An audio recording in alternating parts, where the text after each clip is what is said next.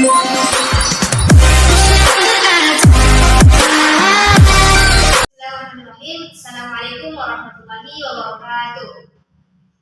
Perkenalkan, nama saya Alfiani Irdan. Di sini saya akan menjelaskan mengenai teori perkembangan kognitif.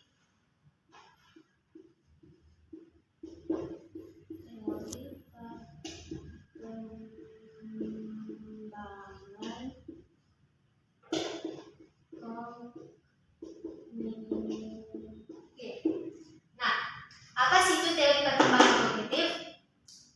Teori perkembangan kognitif ini dicetuskan oleh Jean Piaget yang lahir pada tahun 1896 dan wafat pada tahun 1980.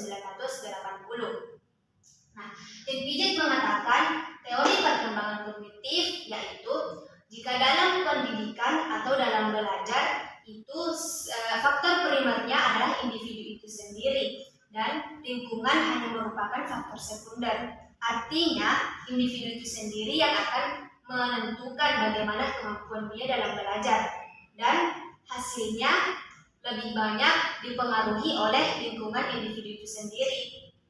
Dan adapun orang tua, teman-teman, sekolah, yaitu hanya faktor pendukung saja. Teori perkembangan kognitif ini merupakan teori konstruktivisme, bukan teori nativisme. Teori ini juga menunjukkan bahwasanya hasil yang didapatkan oleh seorang anak itu merupakan hasil dari buah pikiran yang mereka susun sendiri, bukan dari lahir. Artinya, belajar itu harus dicari sendiri, bukan dari keturunan. Sederhananya, teori kognitif ini ialah seluruh aktivitas mental yang membuat seorang individu mampu menganalisis, mempertimbangkan, dan menilai suatu peristiwa sehingga mereka dapat mendapatkan pengetahuan setelahnya. Piaget membagi 4 periode tentang teori perkembangan kognitif ini, yakni yang pertama periode sensorimotorik.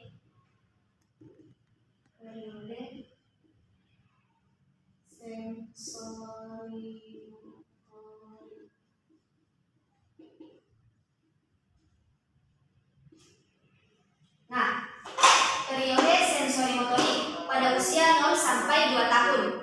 Terlihat dari usianya, pada periode ini lebih kepada perkembangan refleks dan dorongan untuk mengeksplor sesuatu yang ada di sekitarnya. Jean Piaget juga membagi beberapa subbab pada periode sensorimotorik ini. Berikut akan ditampilkan penjelasan dari periode sensorimotorik. Berikut penjelasan mengenai subbab pada periode sensorimotorik, yaitu usia 0 sampai 2 tahun. Subbab pertama yaitu sub tahapan skema refleks yang lahir sampai usia 6 minggu. Berhubungan dengan refleks. Pada skema refleks ini sangat berhubungan dengan refleks anak. Contohnya refleks menyedot susu, refleks menggenggam tangan, refleks untuk tidur, dan sebagainya. Subbab kedua yaitu sub tahapan fase reaksi sirkular primer, yaitu 6 minggu sampai 4 bulan, berhubungan dengan munculnya kebiasaan-kebiasaan. Pada subbab ini biasanya berhubungan dengan kebiasaan anak menghisap jari yang biasanya tersenyum ketika mencilup dan lain-lain. Berikutnya ada sub tahapan fase reaksi sirkular sekunder, yaitu usia 4 sampai 9 bulan, yang berhubungan dengan koordinasi antara penglihatan dan pemaknaan. Pada tahap ini, anak kejeliannya itu sudah sangat berkembang dengan baik, sudah bisa membedakan mana orang tuanya dan orang lain. Berikutnya, ada sub tahapan koordinasi reaksi sirkular sekunder, yaitu usia 9 sampai 12 bulan, saat berkembangnya kemampuan untuk melihat objek sebagai sesuatu yang permanen walau kelihatannya itu berbeda kalau dilihat dari sudut yang berbeda. Artinya si anak sudah mampu melihat benda walaupun ketika posisi dia melihatnya itu berbeda. Objek yang di sana seolah-olah terlihat berbeda karena dia masih permanensi objek. Berikutnya ada sub tahapan fase reaksi sirkular tersier, yaitu usia 12 sampai 18 bulan. berhubungan dengan penemuan cara-cara baru untuk mencapai tujuan, yakni anak sudah mulai berpikir bagaimana caranya berjalan, bagaimana caranya biar bisa sampai ke ayah atau ke ibu. Nah, sub tahapan terakhir yaitu sub tahapan awal representasi simbolik yang berhubungan dengan tahapan awal kreativitas. Nah, di sini kemampuan kreativitas anak sudah muncul di usia 2 tahun. Berikutnya ada periode praoperasional yaitu 2 sampai 7 tahun. Nah, operasi mental yang kurang dan secara logika itu tidak memadai, bahwasanya anak di usia ini masih sangat membutuhkan pengawasan orang tua, karena contohnya anak di usia ini hanya mengetahui, jika kita mengatakan air panas, maka dia hanya mengetahui oh itu air panas, dia tidak mengetahui bahwa air panas itu tidak bisa disentuh. Maka jika dia penasaran, maka dia akan menyentuh air panas itu sehingga bisa mencelakai dirinya sendiri. Nah, penjelasan lebih lanjut akan saya tampilkan berikut ini.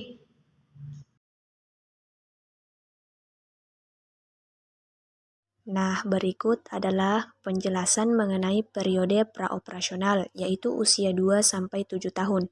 Yang pertama ada operasi mental yang jarang dan secara logika itu tidak memadai. Yang kedua, pemikirannya masih bersifat egosentris atau menang sendiri, sehingga menginginkan semua keinginannya itu harus dituruti bagaimanapun caranya.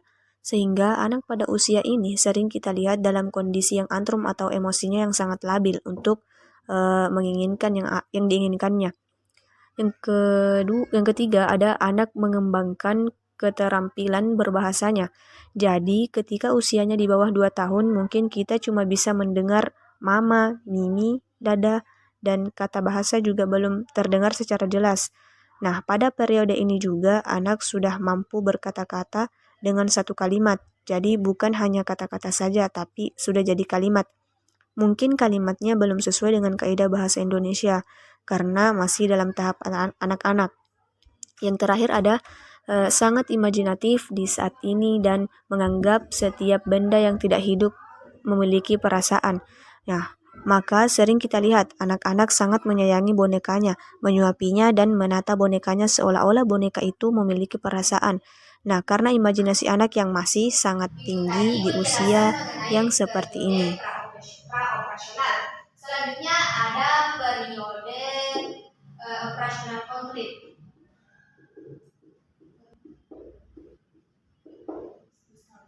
Nah, pada periode operasional konkret ini yaitu usia 7 sampai 11 tahun.